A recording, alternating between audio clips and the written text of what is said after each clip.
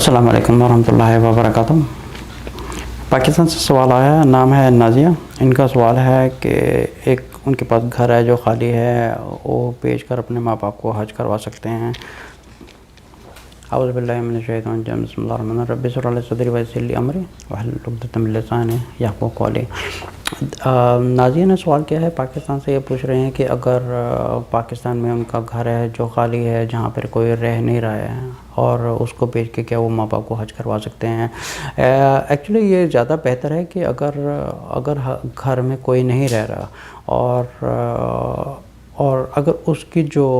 جو انکم وغیرہ ہے، یا جو اس کی آمدنی ہے، یا جو اس کا رینٹ وغیرہ آ رہا ہے، اب اس رینٹ کے ذریعے ماں باپ کا حج کروا سکتے ہیں۔ اور اس کے علاوہ اگر رینٹ سے حج کا خرچہ کمپلیٹ نہیں ہو رہا، تو اگر گھر فالتو پڑا ہوا ہے اور ایک پراپرٹی کے نام پر پڑا ہوا ہے، تو یہ زیادہ اوبلیگیٹڈ ہے کہ ہمارے اوپر ایک سمجھے کہ 5 پلر ہیں۔ ایک مسلمان پر فرض ہے کہ وہ حج کرے جہاں تک کیپیسٹی ہو سکے، لیکن ایسا نہیں ہے، اللہ تعالیٰ نے یہ نہیں کہا کہ اگر کسی کے پاس کیپیسٹی نہیں ہے اور وہ زبردستی اس سے اپنا آپ بیچ کے وہ جا کے حج کرنے جائے۔ جس کو اللہ تعالیٰ نے ایک توفیق دی ہے وہ حج کرے۔ آپ سمجھے کہ اگر آپ کو ایک اللہ تعالیٰ نے توفیق دی ہے، آپ کے پاس گھر ہے جو فالتو پڑا ہوا ہے، جس کو آپ بیچ کے آپ اتنا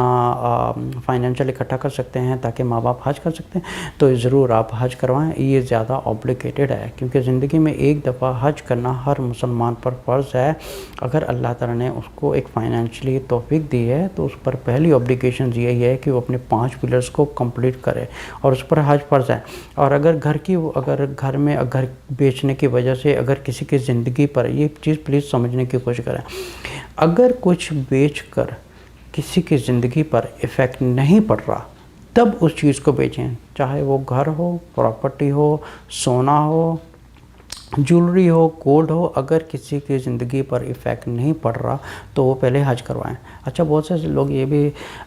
سوال کرتے ہیں کہ اگر سمجھیں کہ کوئی پڑوس میں کسی کی شادی ہونے والی ہے، وہ زیادہ ضروری ہے یا حج کرنا زیادہ ضروری ہے؟ تو جہاں تک یہ چیز دیکھی جائے تو میرے خیال میں ہو سکتا ہے کہ دوسرے علماء کا ڈیفرنٹ اوپینین ہو، لیکن اگر دیکھا جائے تو یہ حج سے بھی بڑا ثواب ہے، کیونکہ آپ نے اگر کسی کی بیٹی ہے، اس کی شادی نہیں ہو رہی، اور لیکن آپ کا جو حج، یہ چیز سمجھیں،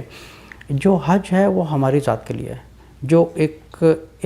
اللہ تعالیٰ نے اس کا ریوارڈ رکھا ہے۔ لیکن اگر یہ چیز کو ہم استعمال کر کے اپنے آپ کو سیکریفائز کر کے کسی کی مدد کر رہے ہیں، آپ سمجھیں کہ اس میں اللہ تعالیٰ زیادہ راضی ہوتے ہیں کہ ہم جو ہمارے پڑوس میں، اگر ہم نے اپنی زندگی میں ایک دفعہ حج کر لیا اور اس کے بعد اگر آپ حج کرنا چاہ رہے ہیں، لیکن اگر وہ جو حج ہے، جو ایک دفعہ آبلیگیشن پوری ہو چکی ہے،